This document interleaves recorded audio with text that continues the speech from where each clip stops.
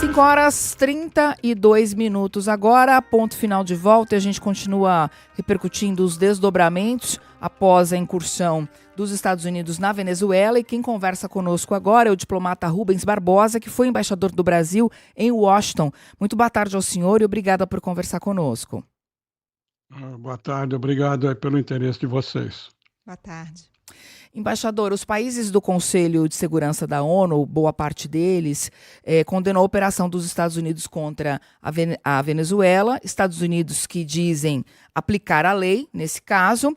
No entanto, essa incursão, diante de tudo que a gente acompanhou até agora, viola a Carta da ONU e abre precedentes perigosos. Gostaria de saber se o senhor concorda com isso e, na prática, o que as organizações multilaterais, como a ONU, podem fazer para impedir novas violações. Olha, ninguém pode discordar disso, né? É o princípio geral do direito de não intervenção, de defesa da soberania, integridade territorial. Acontece que hoje as organizações multilaterais estão muito enfraquecidas, né?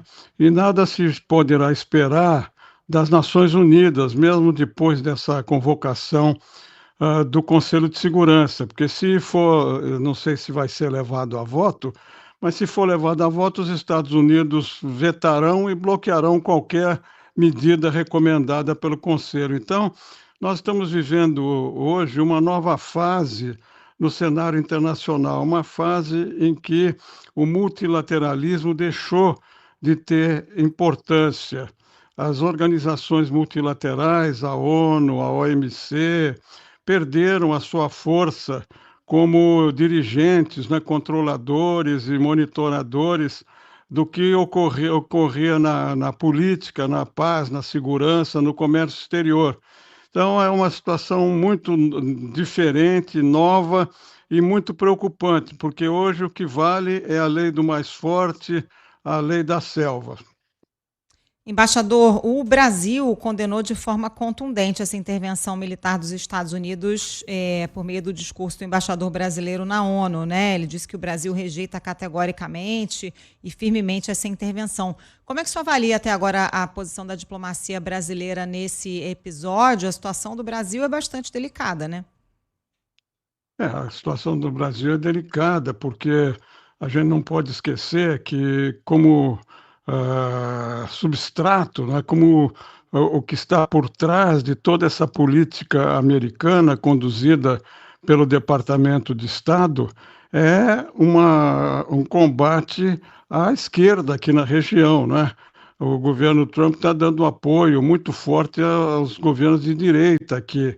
E o governo brasileiro está em contato com o governo americano para tentar negociar a parte comercial. Até agora não foi marcada nenhuma data para essa negociação, e nós vamos ter que ter o governo brasileiro vai ter que avaliar os próximos passos, né? Porque esse pronunciamento do governo brasileiro não divergiu muito dos outros pronunciamentos da Rússia, da China, dos líderes europeus, né? Em diferentes intensidades, eles condenaram o ato contra a Venezuela.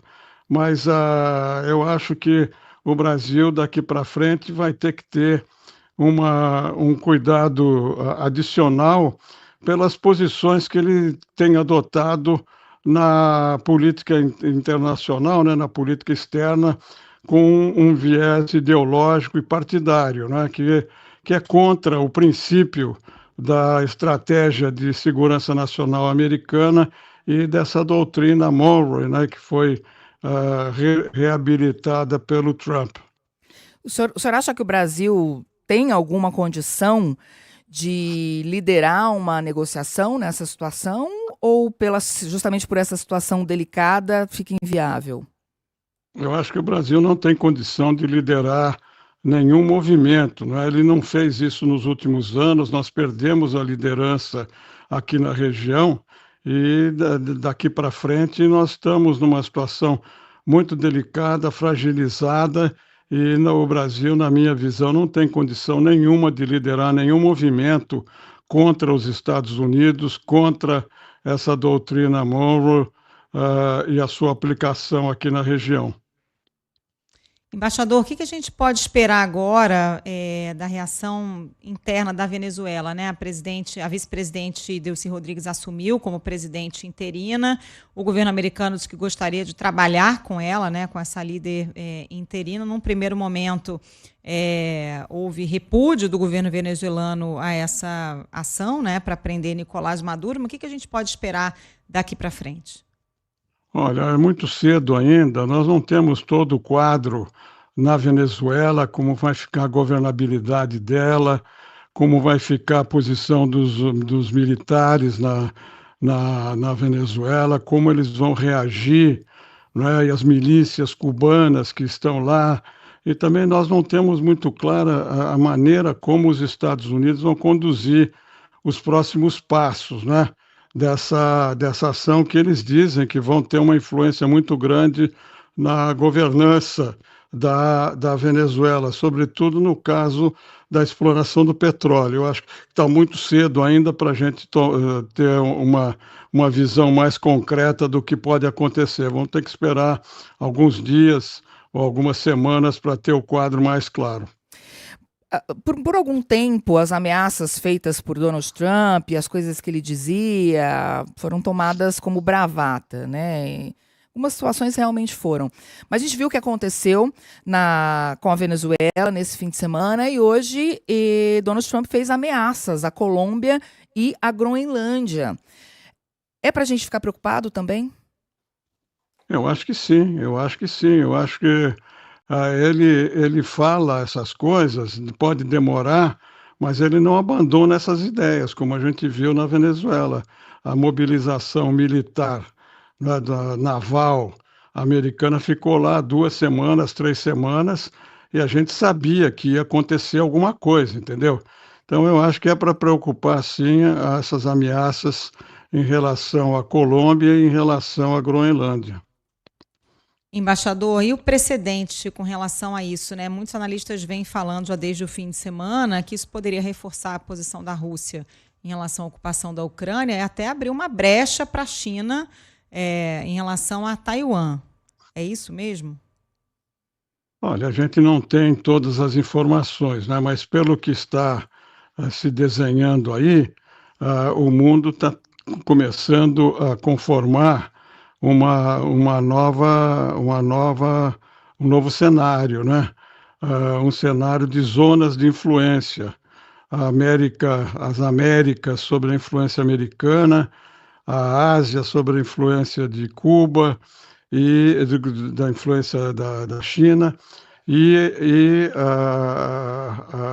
partes da Europa e da Ásia sob a influência da Rússia, né? Então, nós vamos ter que ver se isso vai acontecer. Se acontecer, como estamos vendo que está acontecendo na Ucrânia, né, com a Rússia tomando a liderança, não querendo negociar enquanto não alcançar os seus objetivos, isso pode também extravasar para uma ação da China em relação a Taiwan, né? Mas é cedo também para a gente confirmar essa visão que parece estar se delineando hoje no contexto global. Embaixador, muito obrigada pela conversa conosco e com o nosso ouvinte para tratar desse tema de extrema importância. Uma boa tarde ao senhor.